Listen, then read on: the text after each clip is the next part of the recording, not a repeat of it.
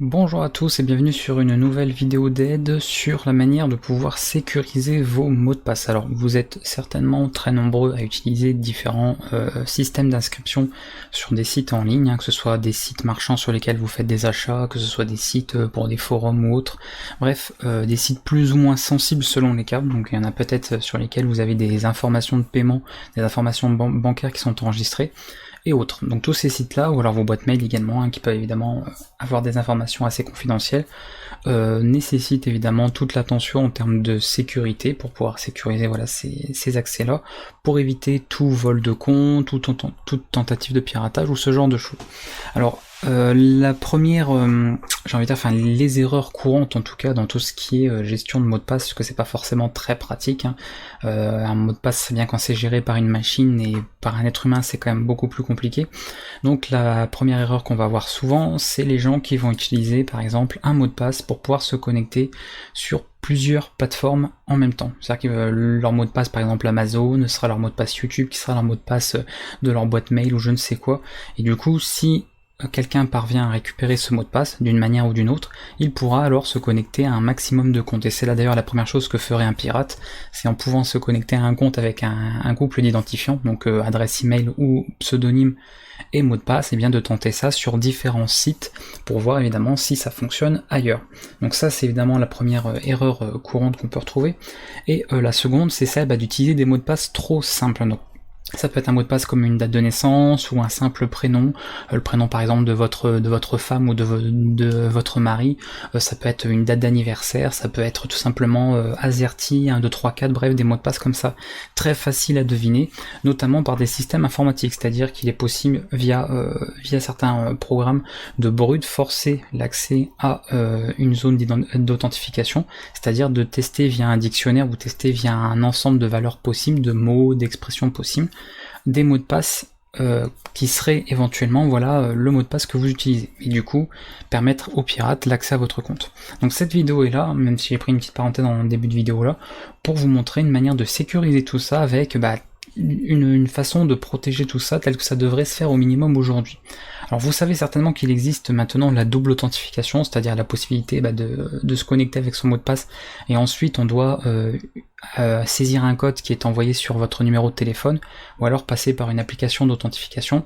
Mais ça bon c'est autre chose, j'en parlerai pas forcément, je ferai peut-être une vidéo parce que j'en ai pas fait là-dessus au moment où j'enregistre celle-ci, mais peut-être qu'il y aura un jour une vidéo là-dessus, même si bon j'en vois pas forcément l'intérêt, et d'autant qu'il y a des gens de toute façon qui ne veulent pas forcément par exemple renseigner leur numéro de téléphone ou utiliser leur mobile par exemple pour s'authentifier. Donc c'est des choses assez faciles à mettre en place mais qui existent quand même. Nous on va parler du cas du mot de passe en utilisant ce qu'on appelle un gestionnaire de mot de passe.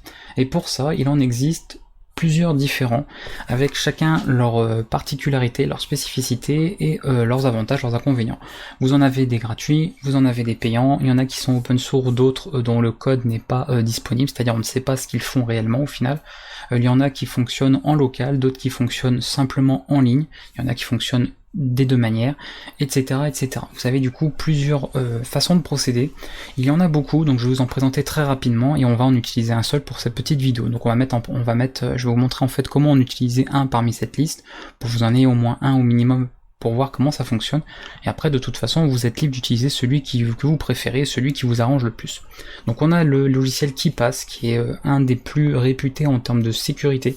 Si vous voulez vraiment pousser au maximum l'aspect sécurité de votre gestionnaire, c'est par exemple celui-là qui serait le plus intéressant parmi tout le lot des autres gestionnaires de mots de passe. Donc c'est KeePass 2 d'ailleurs, il y a une version 2 maintenant.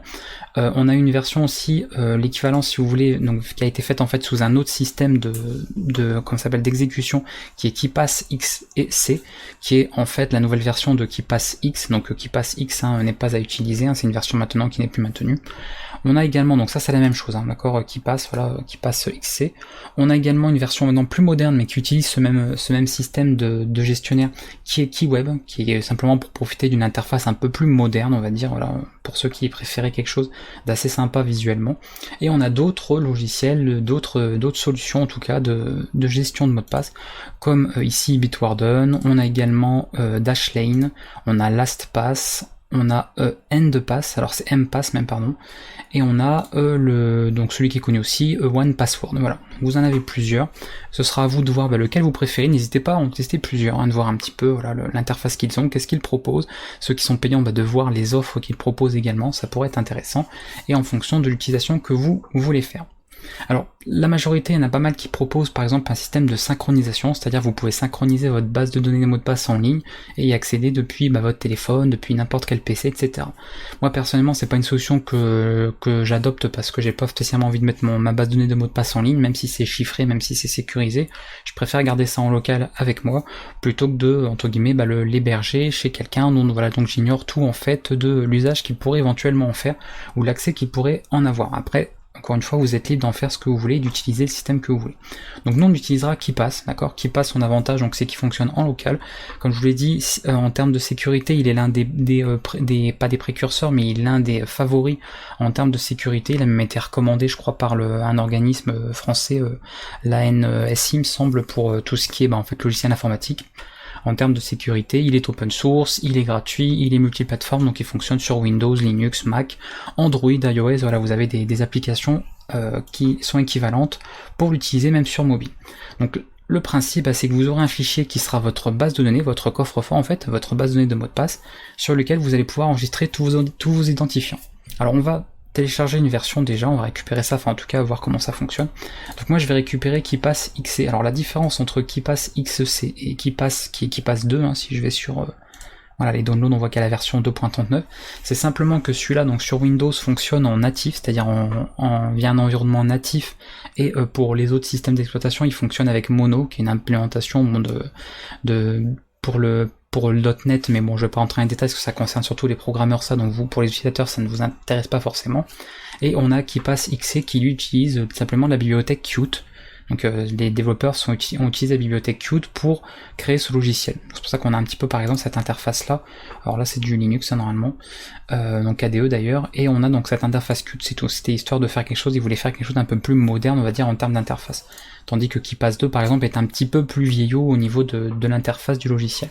Alors ce logiciel est disponible en français, donc vous pouvez par exemple pour KeePass 2 récupérer les traductions sans problème, donc avec un fichier qui est à placer à côté de l'exécutable, dans un fichier de LAN je crois d'ailleurs sur les nouvelles versions, mais nous pour la vidéo on va se charger de KeePass XC. Encore une fois il est disponible partout, pour Windows, pour Linux, pour Mac, je vous dis pour Android etc, vous pouvez l'utiliser, donc on va utiliser celui-là pour la vidéo, d'accord, KeePass XC. Donc je l'ai récupéré directement, donc moi j'ai récupéré ici une version portable puisque j'utilise déjà KeePass sur mon PC, donc pour pas créer de conflit ou de devoir réinstaller un logiciel que j'avais déjà, j'ai récupéré KeePass XC en version portable. Alors vous pourriez aussi faire ça, hein, vous n'êtes pas obligé de l'installer, vous pouvez par exemple le mettre en version portable sur une clé USB, et comme ça vous pouvez transporter le logiciel un petit peu partout avec vous. Et le jour où vous avez besoin sur un PC pour ouvrir votre fichier de mot de passe, eh bien vous aurez ça sur une clé. Donc on va démarrer, donc on ouvre tout simplement le logiciel, et voilà comment ça va fonctionner. Vous allez créer une base de données qui va rassembler tous vos mots de passe. La seule chose qui sera importante à avoir, c'est retenir, donc créer en tout cas, et retenir un seul et unique mot de passe. Alors ce mot de passe, évidemment, il ne fera pas quelque chose de simple comme, encore une fois, une date de naissance, un nom, etc. Essayez de prendre un mot de passe compliqué, par exemple un mot de passe de minimum, je dirais 20 caractères, avec à la fois des caractères majuscules, minuscules, des chiffres, et pourquoi pas des caractères spéciaux. Alors je sais que c'est pas forcément le genre de mot de passe qu'on retiendrait facilement, mais à force de le retenir, vous finirez par le connaître par cœur. Et l'avantage, c'est qu'en connaissant un seul mot de passe compliqué, vous ouvrirez l'accès à toute votre base de données qui elle-même se chargera de sauvegarder tous les identifiants de tous vos sites. Donc que vous ayez 200, 500, 1000, 5000 sites à sauvegarder, enfin en tout cas de mots de passe à sauvegarder, vous n'aurez pas besoin de retenir tous ces mots de passe là. Donc on va créer une base de données, tout simplement. Alors je vais la créer ici, de toute façon c'est pour les tests, donc vous lui mettez le nom que vous voulez. Vous voyez que l'extension ici c'est KDBX. On l'enregistre, et là, on peut choisir le mot de passe. Donc le mot de passe, il faut évidemment choisir un compliqué. Pour moi, pour l'exemple de la vidéo, je mets quelque chose de très simple. Mais vous, ça c'est les mots de passe à retenir. Il faut savoir que votre base de données va être chiffrée, avec des algorithmes de chiffrement. En clair, si vous ne vous souvenez plus de votre mot de passe, vous ne pourrez pas ouvrir votre coffre-fort, même en tentant du brute force, même en tentant de craquer le mot de passe ou de craquer l'accès au comme ça utilise des algorithmes de chiffrement qui sont très forts, qui sont même très robustes, voire limite presque incraquables, j'ai envie de dire, ou alors parce qu'il le serait en essayant par exemple de brute forcer le mot de passe sur plusieurs années pour y arriver avec des super calculateurs, vous avez quand même une sécurité très accrue à ce niveau-là. Donc attention, ce mot de passe, si vous l'oubliez, vous pourrez essayer tant bien que mal n'importe quelle solution pour essayer de récupérer l'accès à votre coffre-fort, ça ne fonctionnera pas, à moins évidemment d'avoir mis un mot de passe très simple et qu'un brute force soit suffisant. Mais dans ce cas-là, ça n'a pas intérêt d'utiliser un gestionnaire, autant ne pas s'en servir. Donc la règle, vous choisissez un mot de passe compliqué, et ce sera le seul à retenir de toute votre vie au niveau de votre gestionnaire. C'est vraiment le seul mot de passe à retenir. Une fois que vous l'avez, donc vous allez créer votre nouvelle base de données, vous obtenez une interface, donc là bon, l'interface de KeePass XL est comme ceci, donc très simple, et vous allez pouvoir enregistrer vos identifiants, tout simplement. Donc comment ça fonctionne? Alors pour faire une explication très rapide, parce que encore une fois c'est pas non plus un tuto, cette vidéo c'est plus une présentation de la manière de sécuriser vos mots de passe. Donc là je vous montre pour l'exemple ce logiciel là, mais si vous voulez utiliser LastPass ou un autre logiciel que j'ai pu montrer, n'hésitez pas, vous verrez que c'est assez similaire en termes de fonctionnement, sinon sur les sites en question vous trouverez toutes les infos. Donc moi ce que je vais faire par exemple, admettons je viens de m'inscrire sur un site, alors déjà bon on voit que je peux créer des groupes, d'accord? Je peux par exemple faire un groupe genre pour mes mots de passe par exemple pour mes achats en ligne, une partie pour les mots de passe pour des forums, une partie par exemple pour des mots de passe sur les réseaux sociaux, vous voyez vous pouvez vraiment catégoriser en mettant un nom, en mettant bon évidemment une description, vous pouvez choisir même une icône pour les mots de passe en question, bref vous avez pas mal de petites infos comme ça qui peuvent éventuellement être utiles. Donc moi je vais pas mettre de groupe ici puisque je m'en fiche un petit peu pour l'exemple. On va mettre directement ça à la racine. Donc ici, c'est la partie donc des groupes et sous-groupes que vous pouvez faire. Et sur la droite, je vais pouvoir enregistrer un identifiant. Donc je peux faire un clic droit, je vais faire ajouter une nouvelle entrée, tout simplement. Le titre, eh ben, c'est le nom du site en question, d'accord? Donc par exemple, je sais pas, j'aurais un truc Amazon, d'accord? Le nom d'utilisateur, bah, c'est le pseudo ou l'adresse email pour vous connecter normalement, hein. Donc là vous mettez n'importe quoi, hein. Moi je mets évidemment un faux mail, ça ne marchera pas donc n'essayez pas d'envoyer des mails dessus. Et le mot de passe. Le mot de passe, et c'est là tout l'intérêt, vous n'allez pas avoir besoin de choisir le mot de passe à mettre, vous allez pouvoir utiliser un générateur de mots de passe. Alors attention, certains sites peuvent limiter le nombre de caractères d'un mot de passe ou les types de caractères dans le mot de passe. Il y a par exemple des sites qui vont vous dire il ne faut pas un mot de passe de plus de 20 caractères, et certains même qui par exemple n'autorisent que les lettres et les chiffres, et pas les caractères spéciaux, ce qui est d'ailleurs un peu bizarre, parce que du coup ça fait pas des mots de passe sécurisés, mais c'est comme ça, on peut rien y faire. Donc là vous allez juste aller ici, vous pouvez aller dans Outils, vous allez dans Générateur de mots de passe, ici. Et là, d'ailleurs je crois que même de toute façon on pouvait passer ailleurs hein, pour le faire, on n'était peut-être même pas obligé de faire ça. Il me semble qu'en cliquant là on peut y accéder, oui voilà c'est la même chose. Donc vous cliquez même ici, vous voyez, ou alors dans Outils, et vous avez la génération du mot de passe. Vous pouvez choisir la longueur, c'est-à-dire le nombre de caractères du mot de passe. Donc vraiment au minimum, bah là, s'il n'y a pas de limite sur le site par rapport à ce que le site vous propose, bah vous pouvez mettre par exemple même 80 caractères si vous voulez. Alors ça sert à rien de mettre forcément 800 ou autre, hein, ce serait pas forcément utile, mais on va dire au minimum 25 caractères, 30 caractères, c'est déjà pas mal. Donc moi en général en moyenne je mets 30 à peu près. Ça fait une bonne moyenne on va dire pour les sites, sauf ceux qui éventuellement n'autorisent pas plus de 20 ou 25 ou 21 caractères. Et là on peut choisir les types de caractères, donc est-ce qu'on veut des lettres, des chiffres, donc vous voyez minuscules ou majuscules, des caractères spéciaux, ça c'est bien d'en avoir aussi, et etc. On peut par exemple voilà dire qu'on exclut tous les caractères qui se ressemblent, d'accord, visuellement, et etc. Et là vous voyez, donc je vais d'ailleurs l'afficher volontairement, vous voyez qu'il me génère des mots de passe comme ça automatiquement. En cliquant sur générer, ça va me générer un mot de passe suivant ce qu'on a décidé, vous voyez, comme schéma. D'accord? Donc là par exemple si je veux un mot de passe de 40 caractères, hop je fais ça, je peux en générer plusieurs fois. Donc ça vous n'allez pas avoir besoin de retenir ce mot de passe par cœur pour vous connecter, c'est le gestionnaire qui le fera comme un grand. Là vous pouvez mettre l'URL du site, hein, si vous avez peur de plus vous souvenir de l'URL sur laquelle, voilà, sur lequel fonctionne cet identifiant. Donc là par exemple ce serait l'URL d'Amazon. Vous pouvez mettre des notes, donc si vous avez besoin de noter quelque chose, par exemple une réponse secrète ou je ne sais quoi, bref des informations diverses, quelles qu'elles soient par rapport à ça. Ou enregistrer voilà, bon, des pièces, ou en tout cas enfin, voilà, indiquer quelque chose de particulier par rapport à ça. On fait appliquer, souhaitez-vous appliquer le mot de passe? Bah oui, voilà. Donc appliquer, c'est bon, ok. Et voilà l'information qui est enregistrée ici, tout simplement. Voilà. Donc l'avantage, bah, c'est que si je vais au niveau de mon fichier, est-ce que je peux fermer la base de données? On va faire ça. Fermer la base de données, voilà. Donc oui, on n'oublie pas d'enregistrer. Je vais faire ouvrir une base de données existante. Je vais l'ouvrir. Et là, vous voyez, il me demande un mot de passe. Donc là, le fichier que j'ai eu, que vous avez vu, il est chiffré. D'accord? C'est-à-dire que vous pourriez le mettre, quelqu'un pourrait l'avoir. Si quelqu'un venait à récupérer ce fichier-là, s'il n'a pas le mot de passe pour déchiffrer, d'accord, votre coffre-fort, donc votre base de données, de toute façon, il ne pourra rien en faire. Donc là, il suffit de rentrer le mot de passe unique, celui qui a à retenir. C'est le seul à retenir. Donc c'est comme un coffre-fort, fichier clé. Ah oui, il n'y a que ici à marquer. Il n'y a pas besoin de fichier clé. Ça c'est une autre option pour le fichier clé, mais j'en parle pas. C'est un petit peu plus complexe, donc moi je vous montre une utilisation standard, on va dire au minimum, de ce qu'il faut faire avec un gestionnaire de mot de passe. Donc j'entre mon mot de passe, je fais OK, et si c'est bon, ça m'ouvre la base de données. Et là j'ai toutes les infos. Donc si j'ai besoin à un moment donné de me connecter au site, donc là on va aller sur le site d'Amazon, même si je rappelle que c'est juste pour l'exemple. J'aurais pu prendre n'importe quel autre site. Donc je vous rassure, je n'ai pas d'action chez Amazon. Voilà, on va faire par exemple s'identifier, admettons, et là, ce qu'on peut faire, eh bien, vous avez juste à faire éventuellement ici un clic droit, vous faites copier le nom d'utilisateur, d'accord, voilà, vous faites continuer, enfin vous, voilà, selon le truc de connexion, donc là évidemment il me dit que ça n'existe pas, et quand on vous demande le mot de passe, bah, vous faites simplement clic droit, copier le mot de passe, et vous le collez, donc CTRL V, dans le champ de mot de passe sur le site en question. Et vous allez pouvoir vous connecter encore une fois, sans avoir eu besoin de savoir qu'est-ce qu'il y avait comme mot de passe ici. Pratique aussi, si un jour vous avez besoin de changer de mot de passe, parce que je sais pas, voilà, vous préférez changer de temps en temps les mots de passe de certains sites très sensibles, c'est bien de le faire de temps en temps, même si c'est des mots de passe très sécurisés, vous avez juste à ouvrir l'entrée que vous avez enregistrée, donc double clic ou clic droit, et vous n'avez plus qu'à changer le mot de passe. Donc vous régénérez un nouveau mot de passe, vous faites juste ça. Voilà, donc là bon, on ne voit pas le changement, mais c'est ça en fait. Voilà, vous générez un nouveau, donc n'oubliez pas, hein, sur le site, il faudra changer le mot de passe, hein, d'accord, via le système de changement de mot de passe proposé au site. Donc n'oubliez pas de noter avant l'ancien, parce que si vous perdez l'ancien, ce sera trop tard. Donc par exemple, ce qui peut être pas mal de faire, donc on va le montrer ici. Admettons que vous voulez changer votre mot de passe Amazon, d'accord, vous faites ça. Vous avez votre mot de passe ici en clair, d'accord. Vous récupérez votre mot de passe et vous mettez en attendant juste ici ancien mot de passe, d'accord. Et vous le notez là. Voilà, ici du coup vous pouvez générer un nouveau mot de passe. Est-ce qu'il me le génère? Voilà, vous enregistrez tout ça. Ok.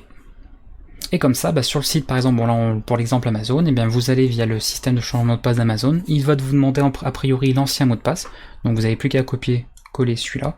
Et ensuite le nouveau, vous faites ce qu'on a fait tout à l'heure, c'est-à-dire une fois que vous êtes sur la donnée ici, vous faites ça. Voilà, copier le mot de passe et vous enregistrez. Et une fois que vous avez vu que votre compte, on a bien modifié le mot de passe réellement, la note où vous aviez mis votre ancien mot de passe, vous pouvez l'enlever. Vous n'avez plus besoin de l'ancien mot de passe puisque vous l'avez changé.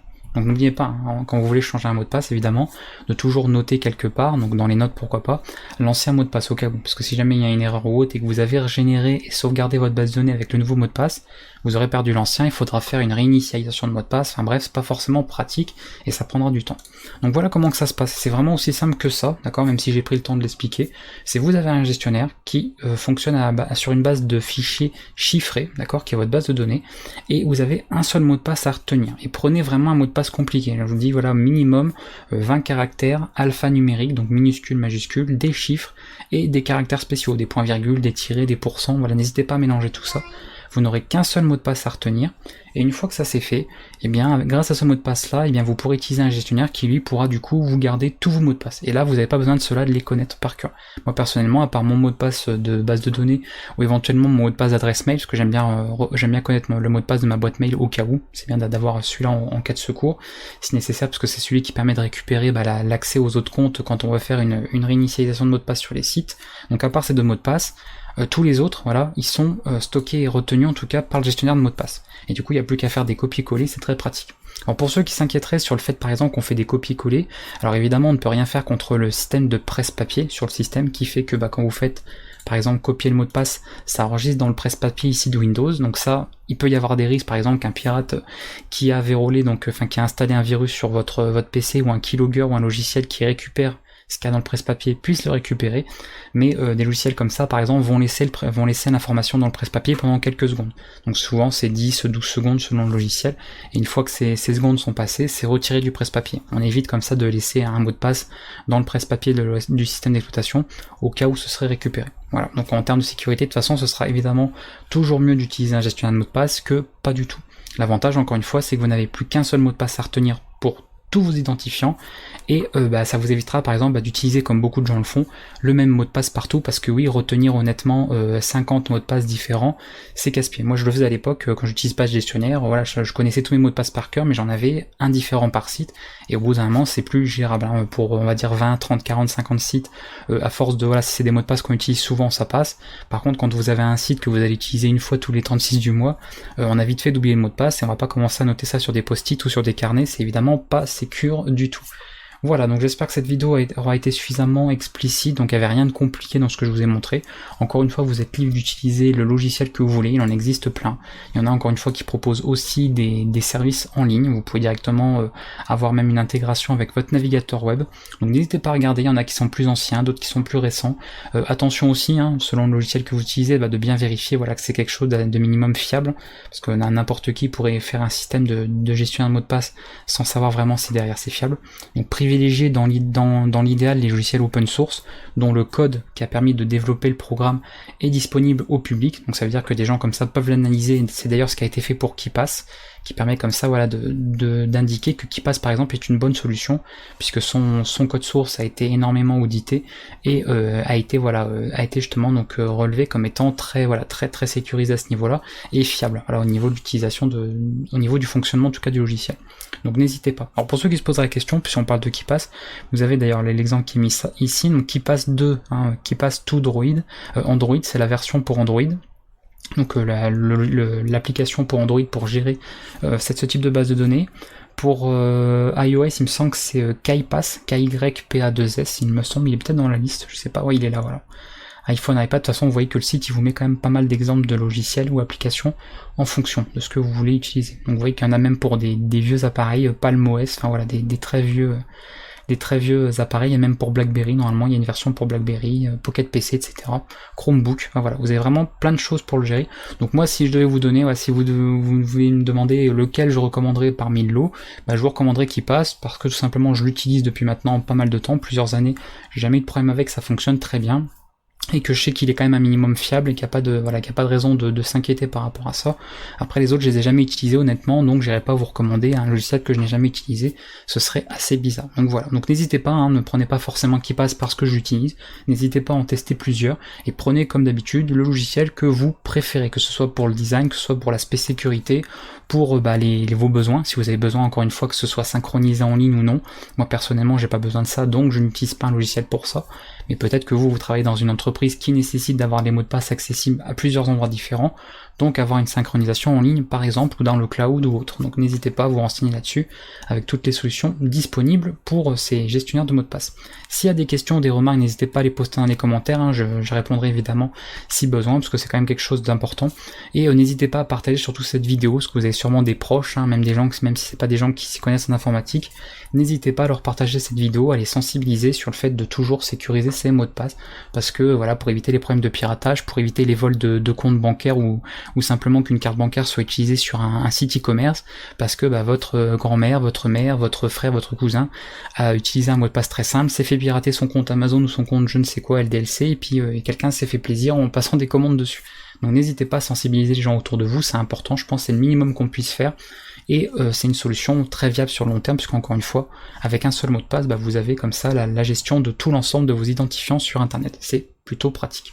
A bientôt tout le monde pour une prochaine vidéo, et n'hésitez pas dans les commentaires si besoin, et à partager cette vidéo avec un maximum de monde. A bientôt, ciao.